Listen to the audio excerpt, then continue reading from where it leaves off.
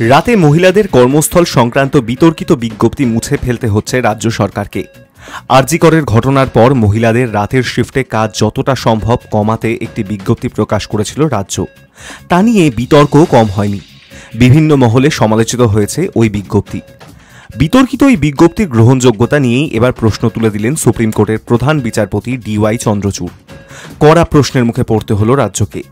কিভাবে এই বিজ্ঞপ্তি জারি করল রাজ্য, জানতে চাইলেন প্রধান বিচারপতি। শেষ পর্যন্ত সুপ্রিম কোর্টের প্রশ্নের মুখে বিজ্ঞপ্তির ওই বিতর্কিত অংশ মুছে ফেলতে হচ্ছে রাজ্য সরকারকে। রাজ্যকে ওই বিজ্ঞপ্তি সংশোধন করার নির্দেশ দিয়েছে শীর্ষ আদালত। প্রধান বিচারপতি DY চন্দ্রচূড়ের নির্দেশে রাজ্যকে ওই বিজ্ঞপ্তি সংশোধন করতে হবে। তার মন্তব্য, নিরাপত্তা দেওয়ার দায়িত্ব আপনাদের, মহিলারা রাতে কাজ করতে পারবেন না এই কথা বলতে পারবেন না।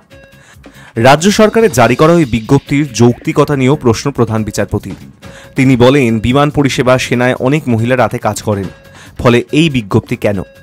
মঙ্গলবার শুনানির সময় এক আইনজীবী এই বিষয়টি নিয়ে আদালতের দৃষ্টি আকর্ষণ করেন। সঙ্গে সঙ্গে প্রধান বিচারপতির প্রশ্ন, এটি কিভাবে হতে পারে? মহিলারা এই ধরনের কোনো ছাড় চান না, তারা চান সমান সুযোগ।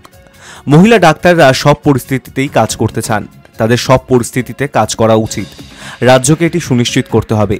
প্রধান বিচারপতির এই নির্দেশের পর রাজ্যের তরফেও আইনজীবী কপিল সিব্বাল আশ্বস্ত করেন, বিজ্ঞপ্তির ওই অংশটুকু মুছে দেওয়া হবে। ওই সরকারি বিজ্ঞপ্তির 5 ও 6 নম্বর অংশ নিয়েই মূলত আপত্তি ওঠে এজলাসে। সেই অংশটুকু মুছে ফেলা হবে বলে জানান কপিল সিব্বাল। সুপ্রিম কোর্টের এই নির্দেশকে স্বাগত জানিয়েছেন আন্দোলনরত মহিলা ডাক্তাররা।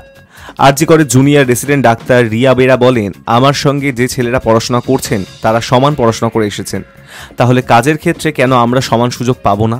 আমরা তো খাঁচার পাখি নই। উল্লেখ্য, আরজিকর কাণ্ডের পর গত অগস্টে রাজ্য সরকারের তরফে মহিলাদের নিরাপত্তা সংক্রান্ত বেশ কিছু পদক্ষেপ করা হয়েছিল। মুখ্যমন্ত্রীর মুখ্য উপদেষ্টা আলাপন বন্দ্যোপাধ্যায় সাংবাদিক বৈঠক করে জানিয়েছিলেন, কর্মস্থলে মহিলাদের নিরাপত্তা নিশ্চিত করার জন্যই তারা এই বিষয়ে উদ্যোগী হয়েছেন। মহিলা নিরাপত্তার জন্য রাজ্যের দেওয়া ওই 17 দফা নির্দেশিকার একটিতে বলা হয়েছিল, যেখানে এবং যত দ্রুত সম্ভব মহিলাদের রাতের শিফট থেকে অব্যাহতি দেওয়ার চেষ্টা করা হবে।